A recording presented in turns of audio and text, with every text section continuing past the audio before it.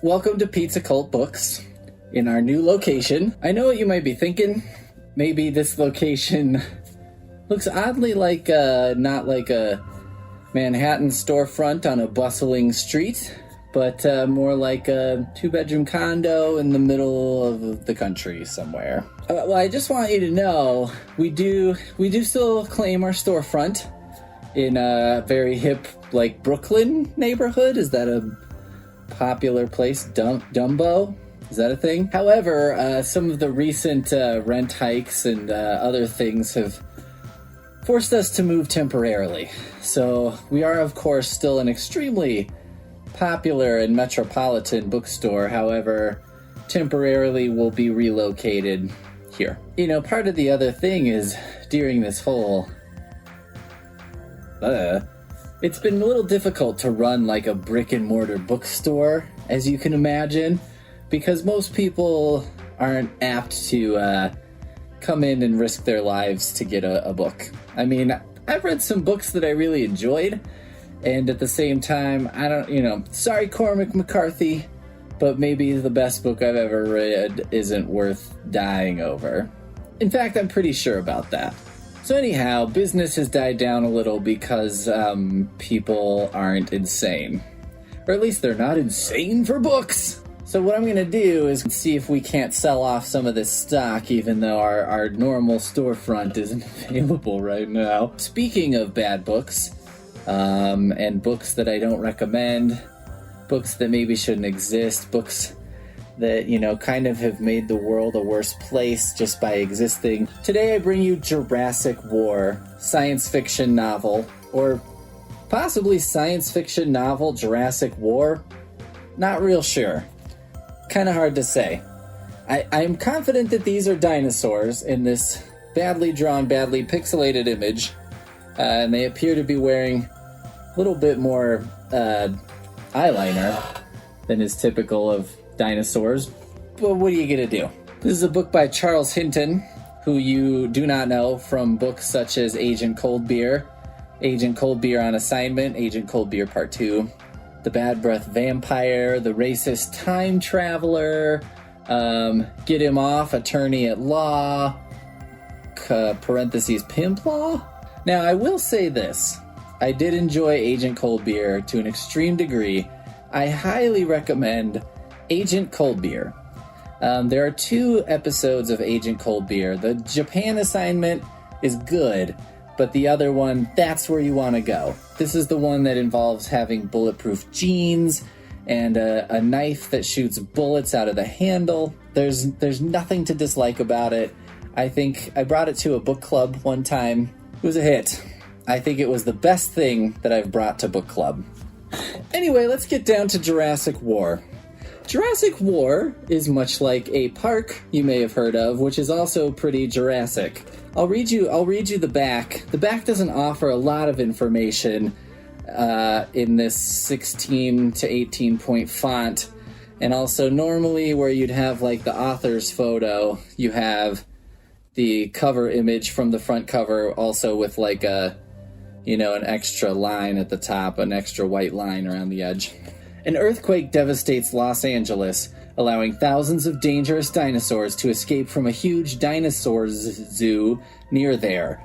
They invade the city, attacking people and battling the armed force led by a hardcore general. It's a suspenseful, fascinating science fiction capitalized novel with illustrations. And it does have illustrations aplenty, which I will share with you a few of those now in, some kind of montage fashion.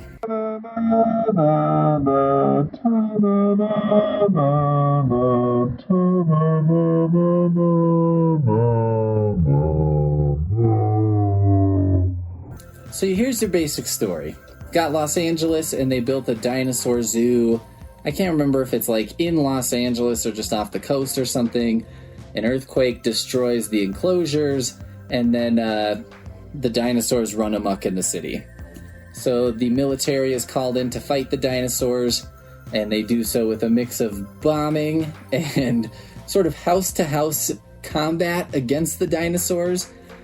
The dinosaurs are exactly as smart as they need to be. Like in a film, let's say, where a bunch of dinosaurs were, let's say, pursuing children in like an industrial kitchen.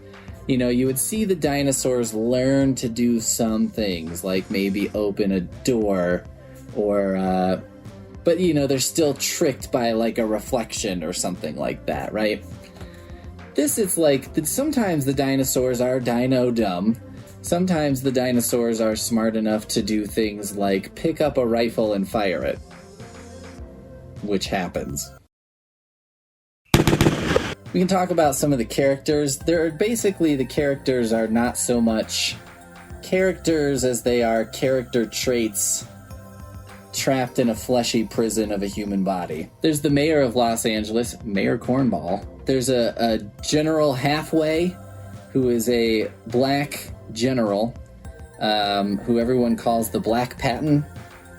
And I think some people mean it as an insult and some people don't, but most people seem to mean it as an insult. I don't know. There's a British guy who's some kind of science guy. And you know he's British because he says, "The bloody helicopter. Jolly good. Bloody hell. A flying reptile, chap. That was marvelous, chap. Tip-top tally-ho, chaps." And then, you know, as he's walking away after saying that nonsense, someone says, "That man reminds me of a British butler," and everybody laughed. One hallmark of this book, somebody makes a joke that's not great, but everybody else laughs. It's almost like a book with a laugh track somehow.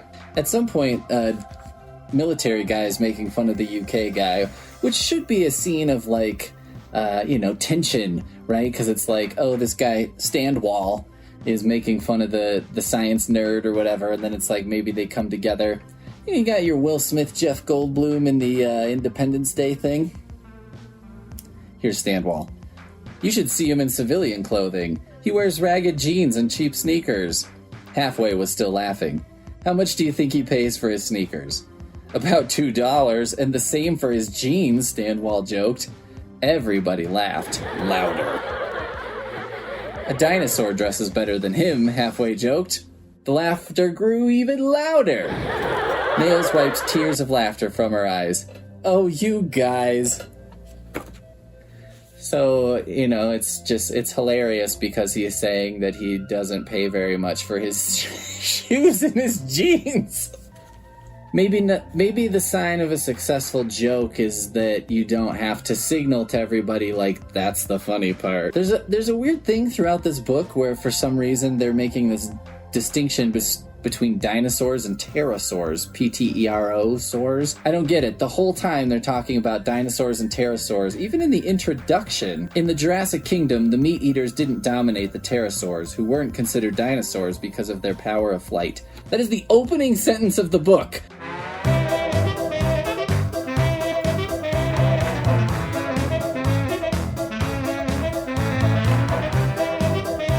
I don't know why. It's not like it's super important later. It's not like this is Chekhov's dinosaur. Chekhov's dinosaur comes a little bit later, where a group of T-Rexes appear, attack someone, get blowed up, and then one of them escapes. But the difference is between Chekhov's gun, which comes in early, kind of you forget about it, and then comes back into play at the end. Chekhov's T-Rex shows up, leaves, and is gone forever. Which is why I call this Chekhov's T-Rex. Charles Hinton has some certain, I don't know if I'd call them tropes. Things he likes to talk about. And if you were making a Charles Hinton drinking game, you would succeed in getting fairly drunk reading this book. Some of those things include toilets, which do appear. Somebody who's eating dinosaur meat gets terrible gas, and that's rampantly discussed. You've got, for some reason, he specifically mentions, when they're bombing buildings, houses, and the projects.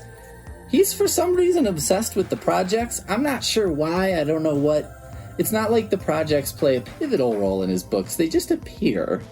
And it's like he wants to not... He's like, don't you forget about the projects. There's always a racist character, it seems like. It seems like his work is not pro-racism. I don't know if I'd go so far as to call it anti-racism, but the thing about his work is it's kind of hard to tell whether or not the racism is like a lesson for all of us reading to not be racist or what. But to be fair, everything in this book viewed that way is hard. It's hard to tell what anything in this book is. So it's not just like the racism message is confusing. It's like, well, everything that happened is confusing. So why not that as well, I guess. It's a little like watching a Twilight Zone that was badly written, badly edited, badly filmed, confusing, has a lot of different stuff going on, and then it does mention race at one point or have a racist character, but then they just disappear or something. Now, one of the great parts in this book is there's these Q&As with usually the president, but sometimes a general or other political figure. And the Q&As sound like a town meeting in Pawnee or something like that. Question. General, were baby dinosaurs killed? Answer. It's a possibility. Question. What about human babies? Answer. I don't know. There's also parts where they're interviewing, like doing Man on the Street. You know that thing in The Onion where they've got some issue and then a couple idiots say what their opinion is on it? So they're doing Man on the Street interviews about fighting dinosaurs. The question being, what's your opinion about this war with the dinosaurs? Our troops shouldn't fight dinosaurs. The government should recruit hunters to terminate them. First of all, there should have never been a dinosaur zoo, and it's about time we have war with something. If I were younger, I would sign up to fight these creatures, and I hate dinosaur meat. It's a shame people lost their lives and homes from the war. I hope the government can reach a peace agreement. A peace agreement with dinosaurs. So then the action kicks in because they have DD Day, Destroy Dinosaur Day. So I'll read you some of the action sequences because, you know, this is the shining moment of this book that both makes and ruins it. Makes it because it's like, well, there's something worthwhile here, but ruins it because you just see the faintest glimmer of what could have been. It's like one of those terrible action movies where you're like, this actually had an okay premise, or at some point something interesting happens, but whoever was making the movie didn't go down the correct road. A man and a driver jumped into the tank. A Rex blocked its path, growling, showing its teeth as it came toward the tank, which repeatedly fired at it, wounding it, making it back up. Angry, the Rex growled louder and charged the tank, biting its barrel, flipping the tank on its side. The impact knocked the passengers unconscious and smoke filled the tank. The Rex's feet pounded it, hitting its gas line. The tank exploded in a gulf of flame, killing the two men, and the flame spread to the Rex's body. The Rex screamed as the fire burned its body to death. In a business district, a group of Marines were attacked by 4 Rexes. The group fired with heavy weaponry, but it didn't have an effect. A Marine holding a grenade, a Rex quickly grabbed him with its mouth, and as it swallowed him, it exploded from the inside and its flesh splattered.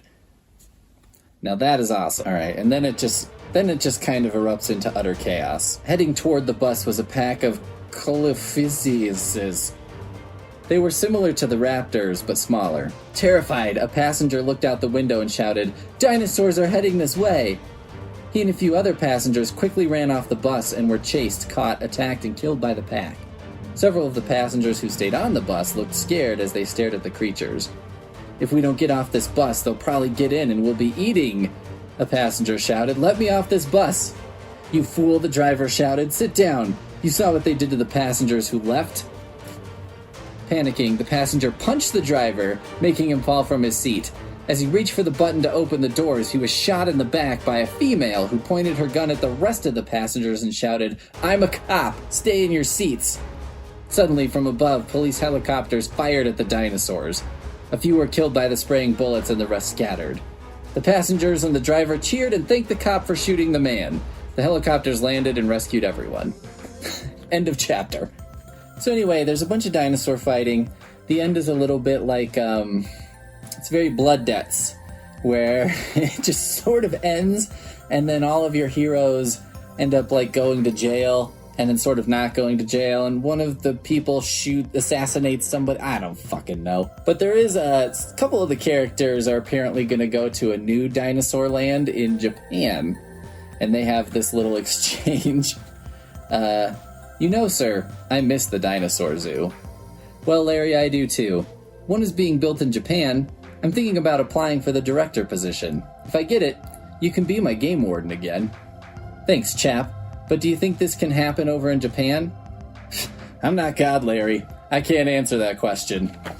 Only God could answer that question of whether or not it's possible for a dinosaur zoo to collapse and then all the dinosaurs come running out. So here's the thing about Jurassic War. The main problem of Jurassic War is that it's padded. Agent Coldbeer is a crisp, 15 pages or something like that of ludicrous action. Jurassic War is 15 pages of ludicrous action surrounded by 115 pages of somebody explaining a plan to do something, executing that plan, which goes exactly as they thought it would, and then doing a Q&A sort of thing with the press about how the plan was planned and then the plan was done and now they're wrapping it up. So I don't necessarily recommend Jurassic War. It's a little bit of a test of patience, and it's like a so bad it's good movie, except if the so bad it's good movie was 5 hours long. So the way that we're gonna do this, you gotta give a book a rating, right? You gotta be like, it's the worst book ever, it's the best book ever, 3 stars, 5 stars. I saw somebody who did a rating system that's on percent, and it's out of 100%, which is ludicrous. I mean, what are you going to do with 100%? What's the difference between a book that this one's an 83 and this one's an 84? Fuck that. That's craziness. So what I'm going to do is price my books. So what you'll be able to do is, based on the price, I'm pricing on quality. And I'm going to price books on, what I will put them up online for, and you can pay that plus shipping and be the proud owner of science fiction novel Jurassic War. Now, this is a heavily used copy. There are lots of margin notes, lots of question marks, and angry notations in here. But let's see, we'll just price this one. I think 44 cents is a fair price, so 44 cents plus shipping, and this can be yours. So there you go, Jurassic War. This is a thing that exists.